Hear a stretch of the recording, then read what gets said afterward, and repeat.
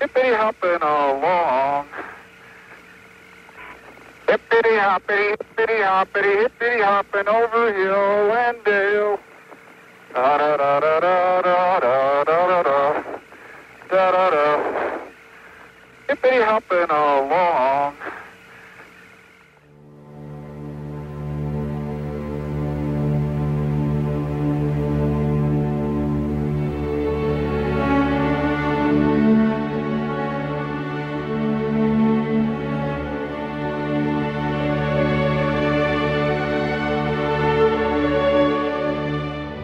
Le seul acte scientifique intéressant, c'est d'inventer, c'est-à-dire la découverte. Tout le reste est mineur et second par rapport à cet acte fondamental-là. Il arrive parfois qu'on parte en voyage pour découvrir une île inconnue, une île déserte ou le Nouveau Monde. Et donc, depuis l'origine de l'écriture, les premiers textes ont raconté les voyages d'un homme dans les mondes connus et inconnus. Lorsque nous parlons des sciences, nous parlons volontiers de Thalès qui a inventé la géométrie, de Galilée qui invente la mécanique, ou de Pasteur qui découvre les microbes, comme de grands explorateurs qui ont trouvé des nouveaux mondes. L'exploration de la Terre, la découverte de la Terre, ou comme disait Jacques Cartier en 1534, le devisement du monde, c'est l'image de l'aventure scientifique. C'est la légende de l'aventure scientifique. Lorsque Christophe Colomb découvre l'Amérique, qu'est-ce que cela veut dire qu'il découvre l'Amérique, puisqu'il y avait déjà là des Indiens de 50, de 100 tribus qui avaient plusieurs langues, des civilisations, des cultures, un art, quelquefois des sciences. Et donc, l'idée ou le fait qu'il y ait eu au XVe ou XVIe siècle des grandes découvertes est simplement le point de vue de l'Occident, ce qu'on appelle l'ethnocentrisme.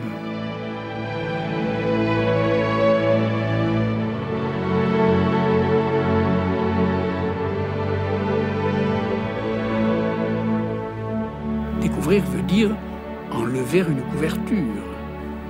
La couverture cachait quelque chose, et celui qui enlève la couverture découvre cette chose, mais cette chose était déjà là. Tandis que quand nous disons inventer, cela veut dire construire de toute pièce quelque chose qui n'était pas là. Un inventeur scientifique est-il un découvreur?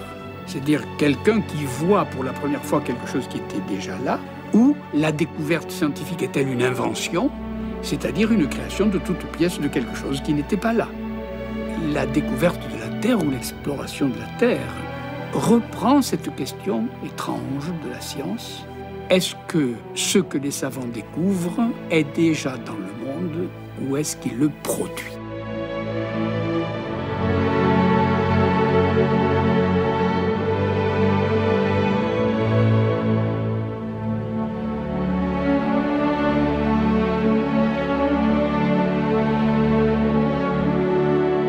La découverte du globe a sans doute commencé par ces vents de sable qui ont soufflé les pollens des fleurs d'une terre à une autre au-dessus des mers.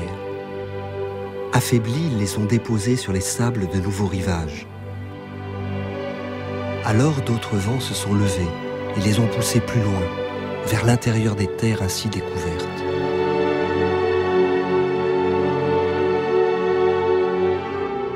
Les fleurs, les plantes ont toujours voyagé. Encore et toujours, elles ont été les premières à voyager, depuis ces temps reculés, où l'homme ne construisait pas encore de barques en peau, en roseau ou en bois. Le sable s'est soulevé, en nuages vers les mers. Les vagues se sont soulevées elles aussi, blanches d'écume, vers les terres lointaines, vers les terres découvertes. Mais aussi les champs de bleuets, de coquelicots, de crucifères blanches et mauves, emportés, poussés par les vents. Et puis là-haut dans le ciel, les vols d'oiseaux migrateurs.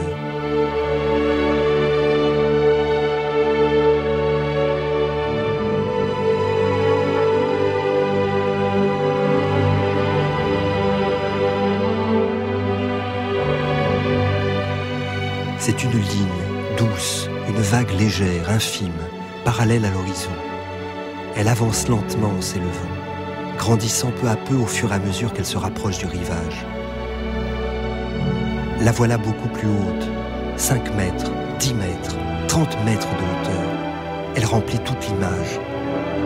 Le ciel n'est plus qu'une petite ligne en haut du cadre. La vague déferle sur la terre. Tremblement de terre au Japon.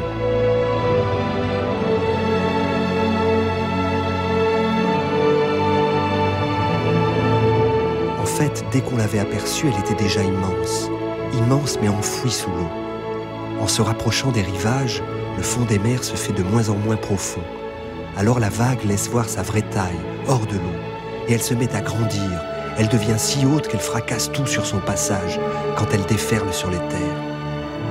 Ce tremblement de terre, nous le savons aujourd'hui, est une onde de choc qui a quitté le Chili, traversé le Pacifique en 12 jours pour devenir ce tsunami tant redouté des Japonais.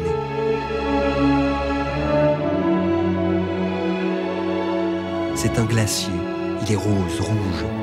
Les montagnards savent bien que le blanc de la neige rougit quelquefois quand du fond du Sahara, le Simoun, le Sirocco remontent vers le nord et viennent plaquer les sables du désert sur les faces glacées des sommets européens. Là, sur ces montagnes, la mémoire du Sahara ensemence les glaciers. Les vents, le sable, les pollens, les oiseaux, les vagues ont depuis toujours traversé la terre. Depuis toujours, ils ont émigré de toutes parts, au gré des temps, au gré des climats. Et les hommes ensuite, d'eux-mêmes, se sont mis à émigrer, à découvrir.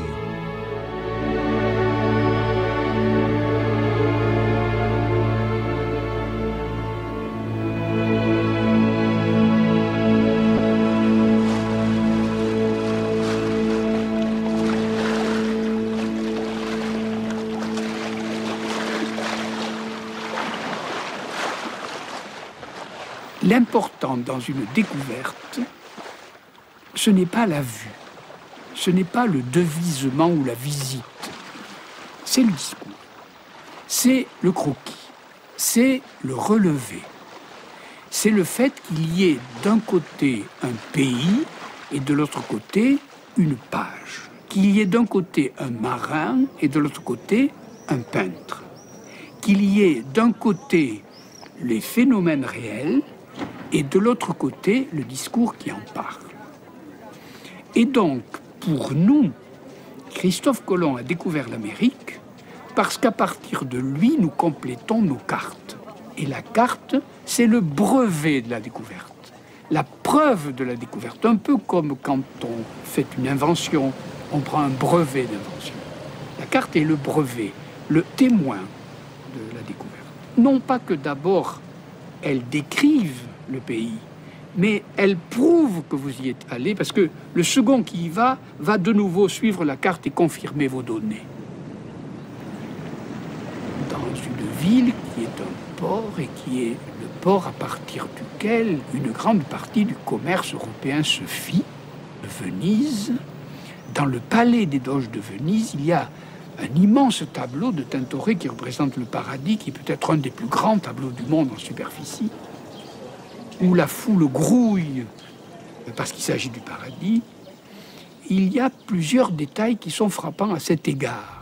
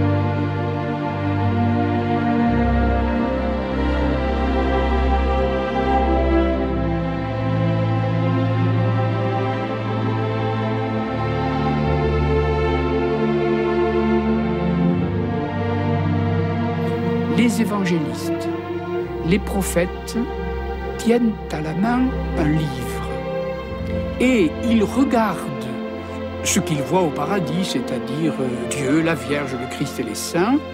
Et certains lisent le texte et d'autres lèvent la tête. On comprend que le peintre veut nous dire « ce que je lis, je le vois, ce que je vois, je le lis ». Et donc le sujet de ce tableau, ce n'est pas le paradis, c'est la vérité. La vérité, c'est de voir ce qu'on lit et de lire ce qu'on voit. Et donc il est avéré à ce moment-là qu'un tel a bien découvert l'Amérique. On touche là à quelque chose de très profond qui est la notion de vérité scientifique. La vérité, c'est simplement la fidélité de la carte au pays et la fidélité du pays à la carte. Dès le moment où un savant aura découvert tel phénomène et aura consigné de ce phénomène une expérimentation qu'il aura décrite, alors le second après lui pourra, en suivant la description que le premier a laissée, reproduire l'expérience et vérifier sa vérité. Et donc le mouvement sera le même. Il verra ce qui est écrit et il verra que ce qui est écrit est bien fidèle à la réalité.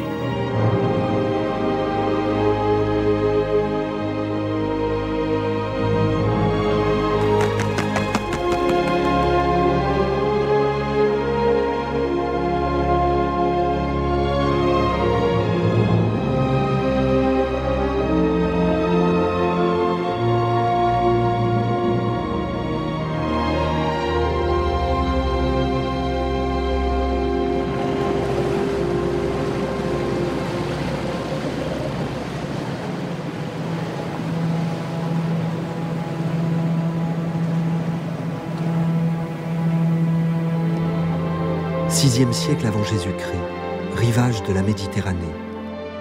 L'horizon est une ligne derrière laquelle le soleil se couche.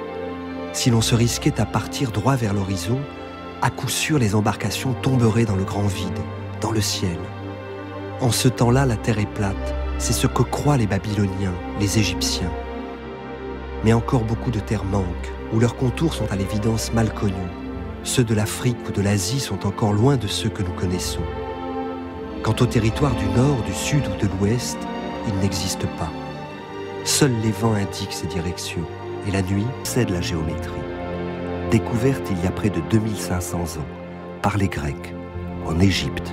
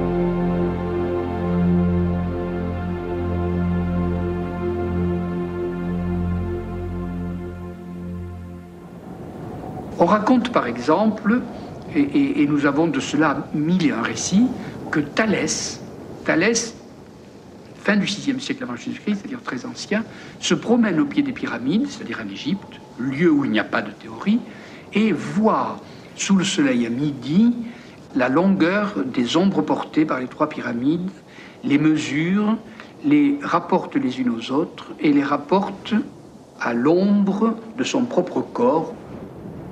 Et dans ces rapports de longueur d'ombre et de hauteur de la pyramide, il déduit ou il induit ou il invente le fameux théorème de la similitude des triangles, dont nous sommes à peu près sûrs que c'est le tout premier théorème géométrique.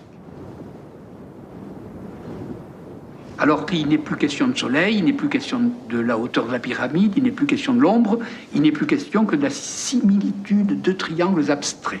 Et on a l'invention de formes mathématiques parfaites, théoriques et abstraites, et donc par terre-voyage. allez voir quelque chose que tout le monde a déjà vu. Vous ne le découvrirez pas. Mais Thalès, voyant quelque chose que tout le monde a déjà vu, a inventé un théorème. Il ne l'a pas découvert, puisque vous pouvez encore découvrir les pyramides comme lui, elles étaient connues, mais il a inventé le théorème. La pyramide était déjà là, elle n'a pas eu à être découverte, mais le théorème n'était pas là, il a eu à être inventé.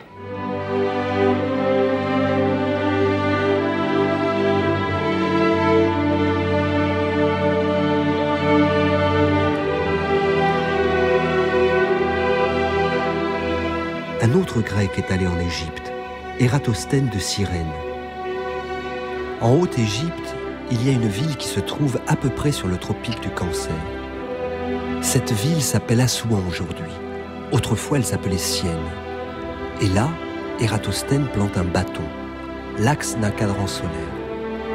Puis il plante un autre bâton, un autre cadran solaire, à Alexandrie. Et il attend. Il attend midi, le jour du solstice d'été. Et à midi, ce jour-là, à Syène, le bâton ne fait pas d'ombre. L'ombre est si courte qu'elle est nulle. Mais à Alexandrie, ce même jour, à la même heure, l'autre bâton, lui, fait une ombre, c'est-à-dire une sorte d'angle. Pas d'ombre au solstice d'été sous le tropique du Cancer, il est midi, une ombre à Alexandrie. Donc la Terre est ronde, la courbure de la Terre est vue, et la courbure du méridien est à la fois observée et mesurée. Mais si l'on suit les deux bâtons perpendiculaires à la Terre, on arrive au centre de la Terre, au centre du monde. Et l'angle qui se forme au centre de la Terre est égal à l'angle que le Soleil vient de faire avec le gnomon, ou le cadran solaire, ou le bâton, perpendiculaire à la Terre à midi, le jour du solstice d'été. Ératosthène mesure cet angle. Et cet angle est égal au 50e de la mesure du cercle. Et donc, connaissant la distance entre Syène et Alexandrie, il la multiplie par 50 et il découvre la longueur du périmètre du cercle de la Terre.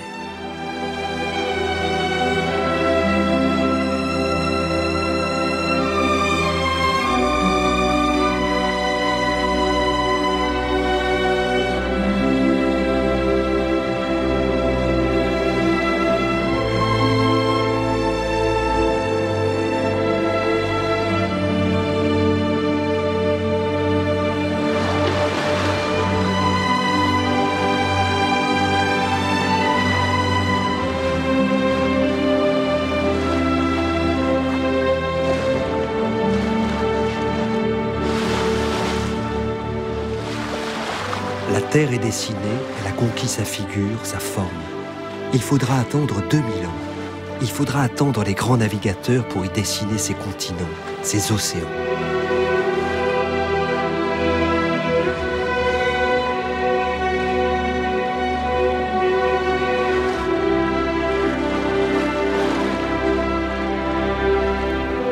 En 1519, Magellan longe vers le sud la côte de l'Amérique, fraîchement découverte par Colomb, et finalement traverse un détroit long de 325 km. Cette percée lui coûte 38 jours et les 2/3 de son équipage. De l'autre côté, il découvre une immense mer, parfaitement calme. Il l'appelle le Pacifique. Découvreur de nouvelles terres, il découvre aussi un nouveau ciel, l'autre hémisphère, l'hémisphère sud, où il nomme 2 petites taches laiteuses dont nous savons aujourd'hui que ce sont des galaxies, les nuages de Magellan.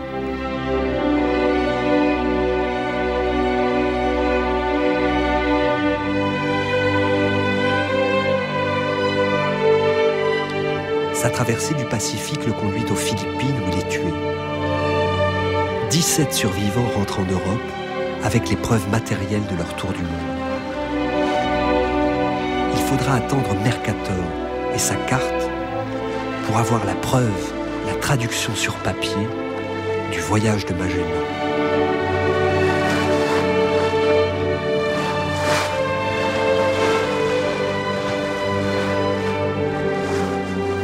La différence qui existe entre le croquis du paysage et la carte passe forcément par la géométrie. et par la géométrie plusieurs fois. D'un côté, il y a une géographie avec de la mesure, et de l'autre côté, il y a de l'esthétique. D'un côté, le paysage, et le paysage donne les belles singularités. La carte donne la mesure, et elle se prétend fidèle. Est-elle fidèle? La réponse est non, jamais. Pourquoi? Parce que toutes les cartes sont fausses. Pourquoi donc toutes les cartes seraient fausses? Bien pour une raison toute simple. La carte doit être faite ou dessinée sur une feuille plane et le paysage tel quel est sur une surface sphérique, c'est-à-dire la Terre. Tout le problème est de passer de la sphère au plan. Eh bien, il y a un théorème de géométrie qui dit que ce n'est pas possible. Donc, un autre théorème dirait « toutes les cartes sont fausses ». Elle se prétendait fidèle. Elle se prétendait fidèle parce qu'elle était plus scientifique que le paysage des singularités, et cependant, elle est fausse. Et donc, tout le problème fondamental de la carte sera de trouver la rectification de ces erreurs. Et la meilleure solution qui avait été trouvée au moment de la Renaissance était la solution de Mercator. Vous considérez la sphère, c'est-à-dire Terre elle-même, et vous l'enveloppez d'une feuille de papier plane, de sorte que cette feuille de papier forme un cylindre. Ensuite, vous projetez tous les dessins de la sphère sur les bords du cylindre, et puis vous ouvrez le cylindre, et cela donne ce qu'on appelle une planisphère. C'est-à-dire le plan qui avait entouré la sphère se déploie, et la carte est une planisphère. Vous imaginez bien que cette planisphère est fausse, complètement fausse. C'est qu'à l'endroit de l'équateur, par exemple, où la feuille entoure très exactement la sphère, la projection sera si fidèle qu'elle touchera même la sphère. Puis à mesure que vous montez, la projection est de plus en plus lointaine. Et donc quand vous déploierez, à la limite même, le pôle Nord sera projeté sur toute la ligne, donc le Groenland sera énorme, le Canada sera énorme, le sud de l'Australie sera énorme, alors que les pays autour de l'équateur seront fidèlement reproduits ou représentés, et les pays moyens, comme la France par exemple, à 45 degrés de latitude nord, seront à moitié bons et à moitié mauvais, juste au milieu. Et toutes les cartes sont fausses pour cette raison de projection, pour cette raison géométrique-là. Et tout d'un coup, et c'est ça peut-être qui caractérise le monde moderne, la carte a peu à peu rejoint le paysage. On a commencé à faire des cartes avec des photographies aériennes, en recollant des photographies aériennes. Et du coup, la fidélité était relativement respectée. Et à mesure que l'appareil aérien, l'avion, prenait de la hauteur, la photographie était de plus en plus large. Mais à un moment, le satellite a pris une très grande hauteur. Et on a maintenant des photographies par satellite qui sont des cartes. La carte est devenue le paysage et le paysage est devenu la carte.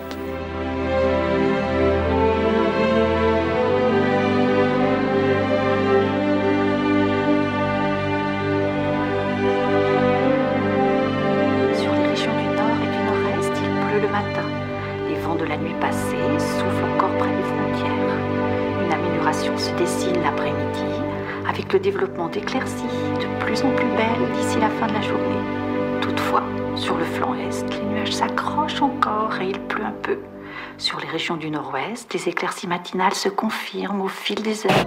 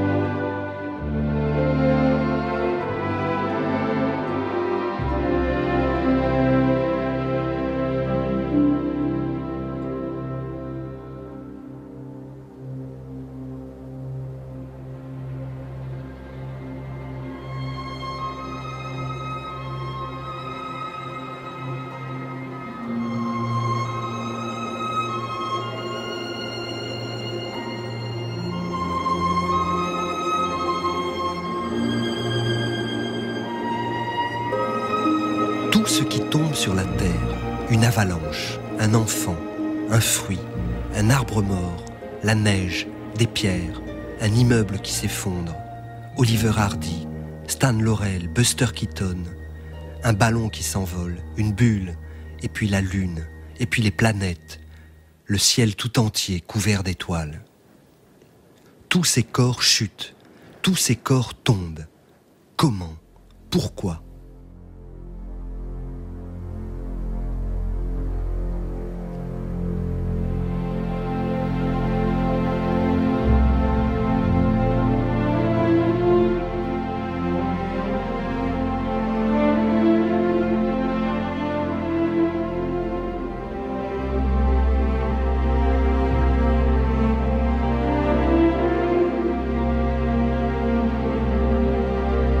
Cathédrale de Pise. La lumière est celle d'un lustre, un immense lustre qui oscille lentement, imperceptiblement. Le lustre de Benvenuto Cellini, sous la voûte de la cathédrale de Pise. Le lustre en bronze oscille, on le devine lourd, très lourd. Le lustre décrit un arc de cercle au bout de sa chaîne. C'est donc comme s'il tombait le long d'un chemin incurvé. Alors son poids n'a rien à voir avec la durée de cette chute. Nous sommes en 1600. L'homme qui a cette réflexion s'appelle Galileo Galilei. C'est donc que tous les corps tombent avec la même vitesse.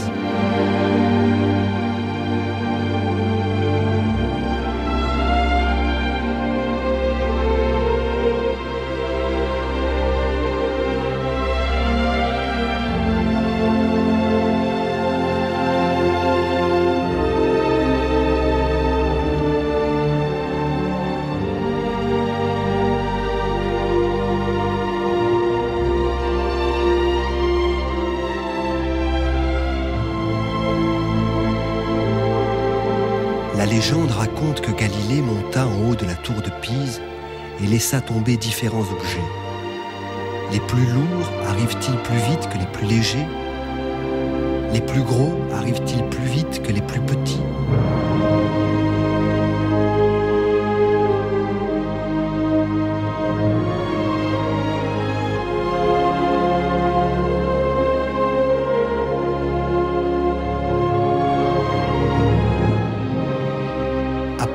Galilée construit des plans inclinés où il laisse glisser des billes de laiton. Il mesure la vitesse de ces billes quand elles roulent le long du plan incliné où sont disposées des sonnettes espacées. Le son plus ou moins rapproché des sonnettes donne la vitesse de la bille. Et il constate que tous les corps tombent avec la même vitesse.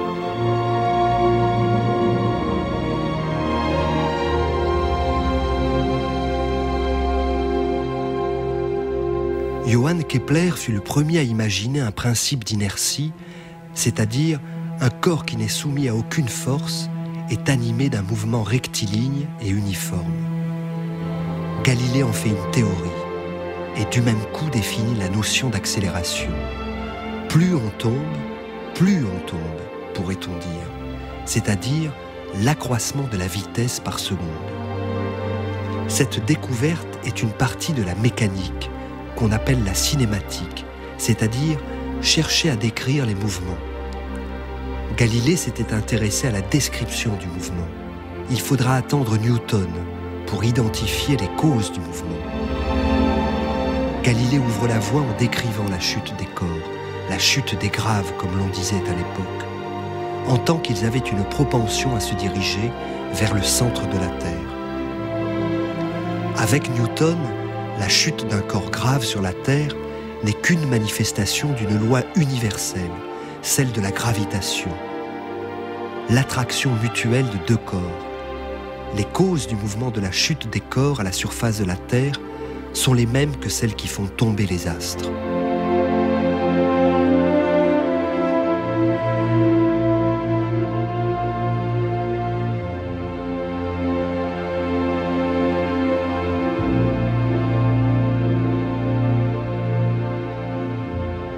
Galilée découvre la loi de la chute des corps.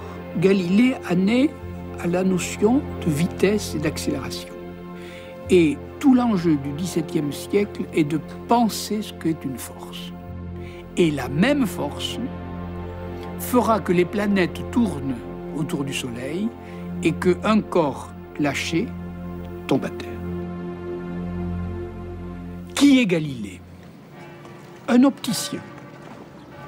On pense qu'il construit la première lunette astronomique. Un astronome. Il découvre les taches solaires grâce à la lunette et les satellites de Jupiter. Un physicien et un mécanicien.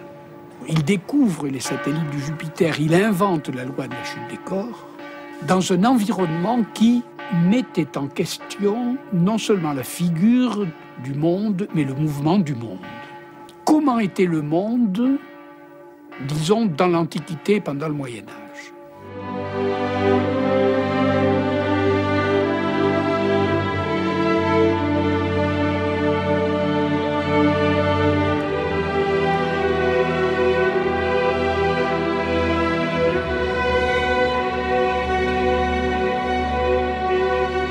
Il était dominé par le modèle de Ptolémée, 1er siècle après Jésus-Christ. Dans le modèle de Ptolémée, la Terre est au centre du monde. Elle est sphérique, certes, le problème de la figure de la Terre est résolu, et autour de la Terre circulent le Soleil et les planètes. Et ce modèle, devenant de plus en plus compliqué, pose de plus en plus de questions et devient de moins en moins tenable lorsqu'arrive Copernic. Et Copernic place le Soleil au centre du monde et fait tourner le monde autour du Soleil. Le monde de Ptolémée est géocentré, la Terre au centre. Le modèle de Copernic est héliocentré, le Soleil est au centre. Et la bataille sera non seulement sur la rotation de la Terre, mais sur le modèle du monde. C'est-à-dire, est-ce qu'il faut mettre le Soleil au centre du monde ou la Terre au centre du monde? Et bien entendu, Galilée est un partisan farouche du modèle de Copernic. Et donc, ce qui est en jeu là, c'est l'idée que nous nous faisons du monde. Grâce aux découvertes de Galilée, d'abord, puis aux découvertes de Newton, ensuite, puis aussi aux découvertes de Leibniz. Toute l'idée sera, ces mouvements sont provoqués par des forces. Qu'est-ce que cette force? Et Newton dira, cette force est la force d'attraction qui fait que les corps célestes s'attirent les uns les autres, et c'est lui, Newton, qui prendra le problème de la chute des corps tel que Galilée l'avait laissé et le réunira au problème du mouvement des corps célestes. Et donc, ce qui est en jeu là, c'est la vue qu'on a du monde. Et à partir de l'âge classique, ce qui sera découvert, c'est notre monde. Le monde que nous avons désormais à la fois devant les yeux et dans la tête, inverse notre vue naïve. En effet, lorsque par une belle nuit d'été, on se couche dans l'herbe et qu'on laisse le monde tourner autour de soi, qu'on voit se lever, comme on le verra se coucher, il semble bien que le Soleil tourne autour de la Terre. Eh bien, la véritable découverte qui a lieu là, c'est d'inverser cette vue naïve et de découvrir une théorie qui voit le monde à l'envers des yeux. D'ailleurs, le mot théorie, en grec, veut dire voir. On a l'impression que la découverte du monde, c'est la découverte du monde à l'envers.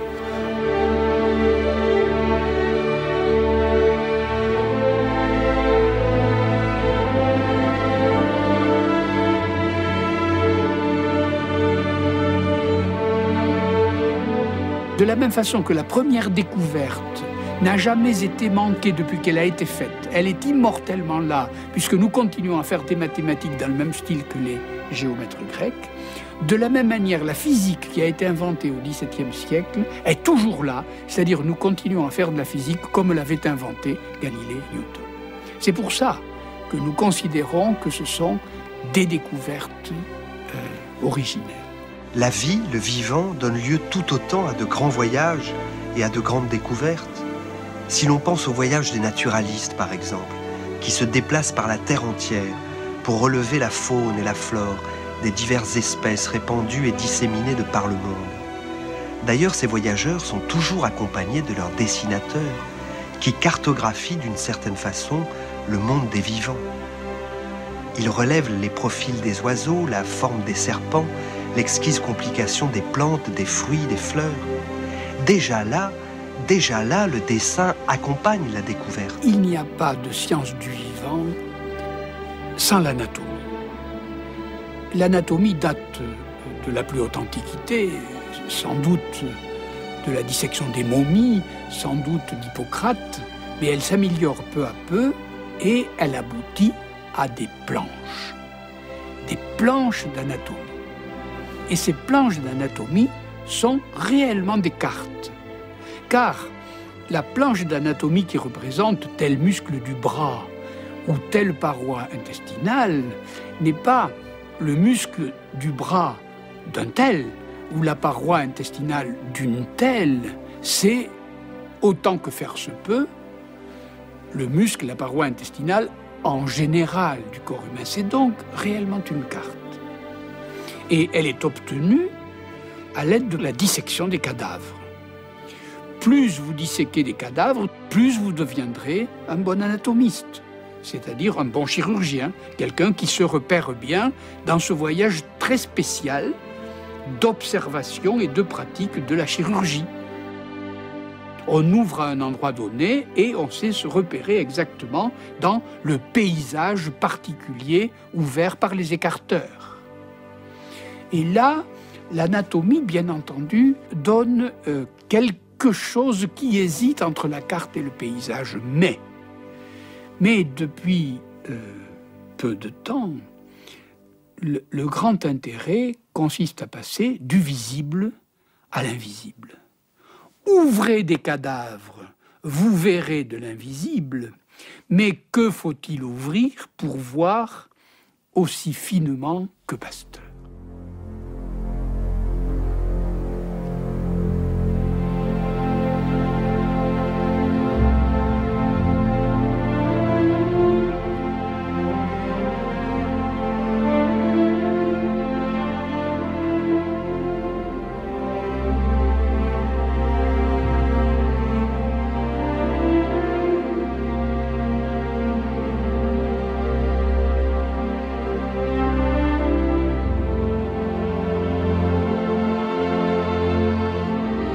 Pasteur prélève de l'air au Mont-en-Vert, près de la mer de glace.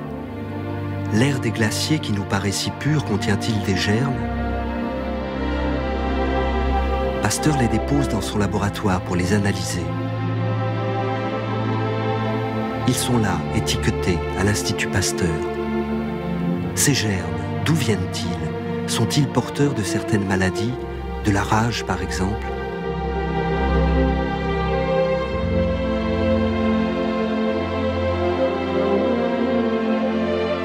Pasteur était un géomètre, il était à l'origine cristallographe, il n'était pas médecin.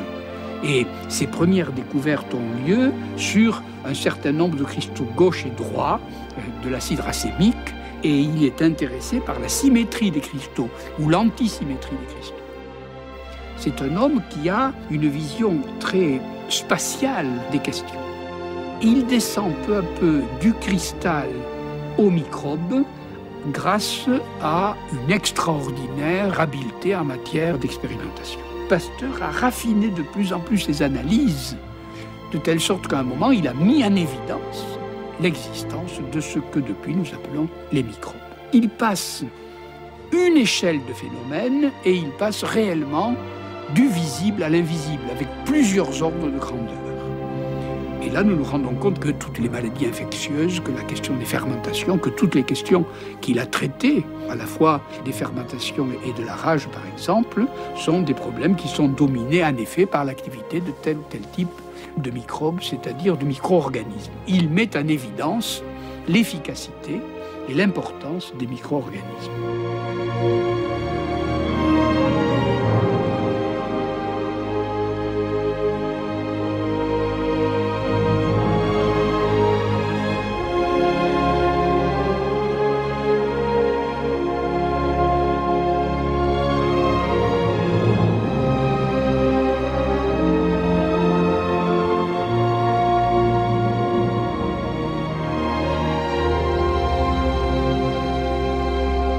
à partir de là, me semble-t-il, le voyage va continuer dans ce sens-là. C'est-à-dire du visible vers l'invisible, du grand vers le petit, de l'organisme vers le micro-organisme. On verra de mieux en mieux, de l'organe vers le tissu, du tissu vers la cellule, de la cellule vers les éléments constitutifs de la cellule, et ainsi de suite. Et nous avons désormais une imagerie biologique qui va dans ce sens-là. Mais une imagerie médicale, c'est-à-dire toutes les performances faites à la fois par l'échographie, par la résonance magnétique nucléaire, par un certain nombre de sondes qu'on passe dans les divers conduits de l'organisme, permettent de photographier de très près. Mais qu'est-ce donc cela, sinon des voyages? Le voyage de la sonde dans tel ou tel type d'organe, le voyage de la résonance, le voyage des échos qui permettent de nous représenter non pas la carte abstraite, mais le paysage concret de l'organisme exploré. Et de nouveau là, l'imagerie médicale nous met en présence de paysages avec ses singularités.